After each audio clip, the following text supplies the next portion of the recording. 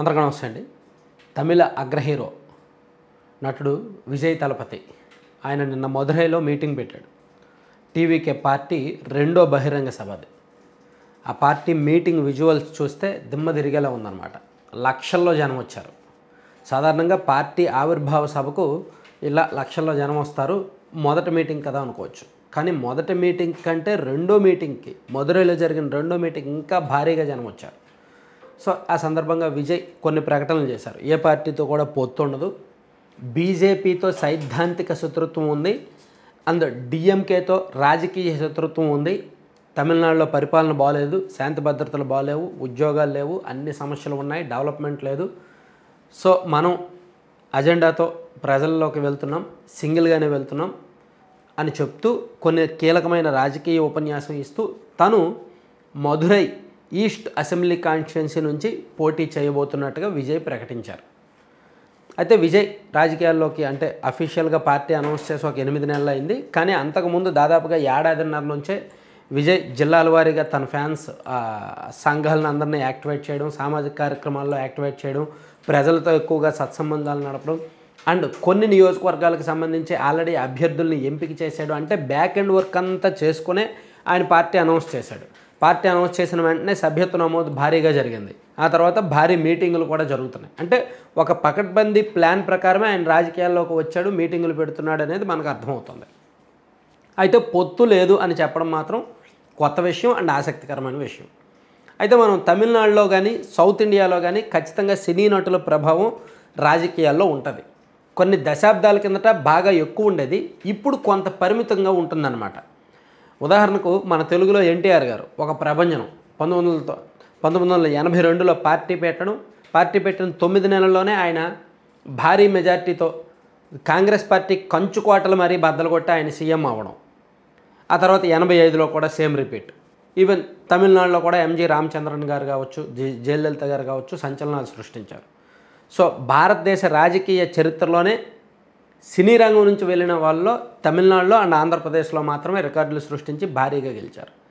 ఆ తర్వాత ఇక్కడ ఆంధ్రప్రదేశ్లో కావచ్చు, అక్కడ తమిళనాడులో కావచ్చు సినీ నటులు రాజకీయ పార్టీలు పెట్టారు కానీ అంతగా నిలదొక్కుకోలేదు. ఉదాహరణకు విజయకాంత్, తమిళ నటుడు విజయకాంత్ డిఎండికే అనే పార్టీ పెట్టాడు. ఆయన మేబీ 2005లో 2006లోనో అనుకుంటా. పార్టీ పెట్టిన మొదట్లోనే వచ్చిన అసెంబ్లీ ఎన్నికల్లో పోటీ చేస్తే ఆయన ఒక్కడే గెలిచాడు. మిగిలిన అన్ని చోట్ల ఓడిపోయారు. 234 అసెంబ్లీ స్థానాల్లో డిఎండికే పోటీ చేస్తే ఒకే ఒక్క సీటు విజయకాంత్ మాత్రమే గెలిచారు, మిగిలిన అందరూ ఓడిపోయారు. సో ఒక పెద్ద ఎదురు దెబ్బ. ఆ తర్వాత విజయకాంత్ పార్టీ 2011లో అనుకుంటా ఏఐడిఎంకే పార్టీతో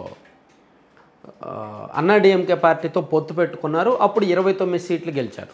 సో తమిళనాడు రాష్ట్రంలోనే సెకండ్ హైయెస్ట్ పార్టీగా వాళ్ళు నిలబడ్డారు. కొంత సక్సెస్. ఆ తర్వాత మళ్ళీ ఫెయిల్ అయ్యారు. చివరకు విజయకాంత్ గారి మరణం తర్వాత ఆ పార్టీ నిలదొక్కుకోవడమే కష్టంగా మారింది. అది అలా ఉంది. అదే తమిళనాడులో కమల్ హాసన్ గారు 2018లో పార్టీ పెట్టారు, మక్కల్ నీతిమయ్యం. ఆ పార్టీ 2019 పార్లమెంట్ ఎన్నికల్లో లోక్సభ స్థానాల్లో పోటీ చేసినప్పటికీ ఒక్కటి కూడా గెలవలేకపోయారు. 2021లో జరిగిన తమిళనాడు అసెంబ్లీ ఎన్నికల్లో పోటీ చేసినప్పటికీ ఒక్కటి కూడా గెలవలేకపోయారు. చివరికి ఆ పార్టీ అధ్యక్షుడు అగ్ర హీరో కమల్ హాసన్ గారు కూడా కోయంబత్తూరు సౌత్ అసెంబ్లీ స్థానం నుంచి పోటీ చేసి చాలా చిన్న మార్జిన్తో ఓడిపోయారనమాట. అంటే ప్రజలు కమల్ హాసన్ గారిని తిరస్కరించారు, విజయకాంత్ని తిరస్కరించారు. ఈవెన్ సేమ్ మన ఆంధ్రప్రదేశ్లో చూసుకుంటే 2009 ఎన్నికలకు ముందు, 2009 ఎన్నికలకు ఒక 8 నెలల ముందు అనుకుంటా చిరంజీవి గారు ప్రజారాజ్యం పార్టీ పెట్టారు. సో 2009 ఎన్నికల్లో చిరంజీవి గారికి 18 సీట్లు వచ్చాయి. ఆ తర్వాత ఆయన పార్టీని కాంగ్రెస్లో కలిపేశారు, కేంద్ర మంత్రి అయ్యారు, తర్వాత సైలెంట్ అయ్యి ఇప్పుడు సినిమాలు చేస్తున్నారు. సో పవన్ కళ్యాణ్ గారు మాత్రం చిరంజీవి గారికి తగిలిన దెబ్బలతో పవన్ కళ్యాణ్ గారు పాఠం నేర్చుకొని చాలా నెమ్మదిగా ఎదిగే ఒక వ్యూహంతో పార్టీ పెట్టి 2014లో పోటీ చేయలేదు, 2019లో పోటీ చేసి దెబ్బతిన్నారు, 2024లో పొత్తుతో వెళ్ళి పోటీ చేసిన ప్రతి చోట గెలిచారు, రికార్డు సృష్టించారు. అయితే వీళ్ళందరి గెలుపు ఓటములు చూసిన తర్వాత అదొక పాఠంగా ఎలా రాజకీయంగా పరిణితి చెందాలి, ఎలా నిలదొక్కుకోవాలి, ఎలా గెలవాలి అనే వ్యూహరచన చేసుకొని తన ఫ్యాన్స్లో రాజకీయ ఆకాంక్షలు, రాజకీయ అభిలాషలు ఉన్నవారిని దగ్గర పెట్టుకొని చుట్టూ కొంతమంది వ్యూహకర్తలను పెట్టుకొని ప్రశాంత్ కిషోర్ లాంటి వ్యూహకర్తతో ఒక 6 నెలల కిందటి నుంచే టైఅప్ పెట్టుకొని విజయ్ చాలా పకడ్బందీగా చాలా వ్యూహరచనతో వెళ్తున్నాడు. నిజానికి అతని దగ్గర చాలా డబ్బులు కూడా ఉన్నాయి. సో దాంతో అతని మీటింగులు సక్సెస్ అవ్వడం, అతను చేసిన ప్రకటనలు కాస్త వ్యూహాత్మకంగా ఉండడంతో ఇప్పుడు విజయ్ పార్టీ ఎంతవరకు ఉండబోతోంది, ఎంతవరకు గెలవబోతోంది అనేది ఆసక్తికరంగా మారింది. నిజానికి తమిళనాడు రాజకీయంలో ప్రస్తుతానికి డిఎంకే పార్టీకి సరైన ఆల్టర్నేటివ్ ప్రత్యామ్నాయం లేదు. డిఎంకే పార్టీ అధికారంలో ఉంది. స్టాలిన్, ఉదయనిధి స్టాలిన్ అండ్ బలమైన నాయకులతో, బలమైన గ్రౌండ్ లెవెల్ క్యాడర్తో ఆ పార్టీ దూకుడుగానే ఉంది. అధికారంలోకి వచ్చి 4 ఏళ్ళు అవుతోంది. ఆ పార్టీ మీద వ్యతిరేకత ఉంది, కానీ ఆ వ్యతిరేకతను అందుకునే బలమైన ప్రతిపక్షం లేదు. అన్నా డిఎంకే చీలిపోయింది, వాళ్ళ మధ్య సరైన అవగాహన లేదు. సో ఆ పార్టీ నిలదొక్కుంటుందో లేదో డౌటే. జయలలిత గారి మరణం తర్వాత ఆ పార్టీ చీలిపోయింది కదా. ఇప్పుడు బలమైన నాయకత్వం, ఏకనాయకత్వం లేదు. సో మరోవైపు బీజేపీ ఎదగడానికి ప్రయత్నిస్తున్నప్పటికీ తమిళులు ఎంతసేపు సొంత వాళ్ళనే ఆదరిస్తారు తప్ప జాతీయ పార్టీలను తమిళులు ఎప్పుడూ ఆదరించరు.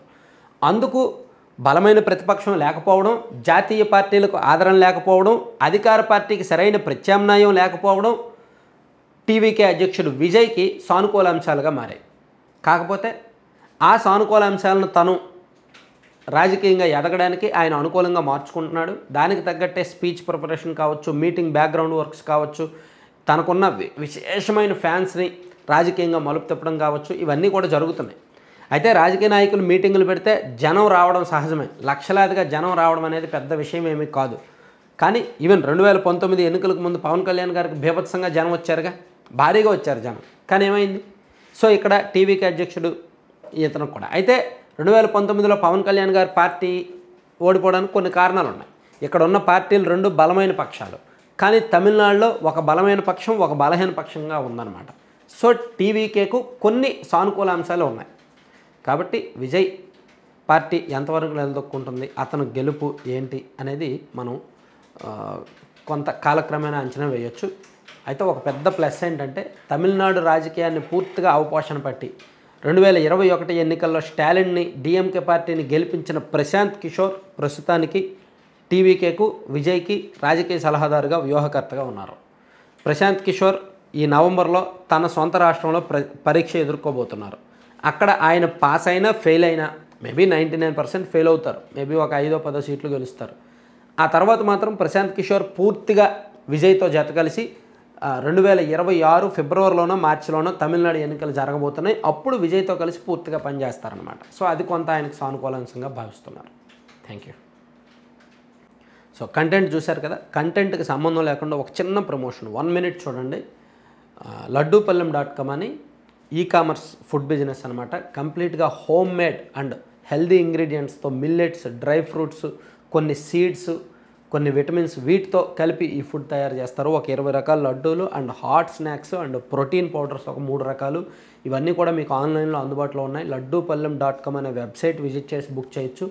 లేదా మీకు ఈ ప్రోడక్ట్ గురించి కంప్లీట్ ఇన్ఫర్మేషన్ కావాలన్నా, వాళ్ళతో మాట్లాడి బుక్ చేసుకోవాలన్నా సరే 9997839994 ఆ నెంబర్కి మీరు కాల్ చేయొచ్చు. లేదా వాట్సాప్లో అయినా మెసేజ్ చేసి మీకు ఏం కావాలో అది బుక్ చేసుకోండి. Thank you.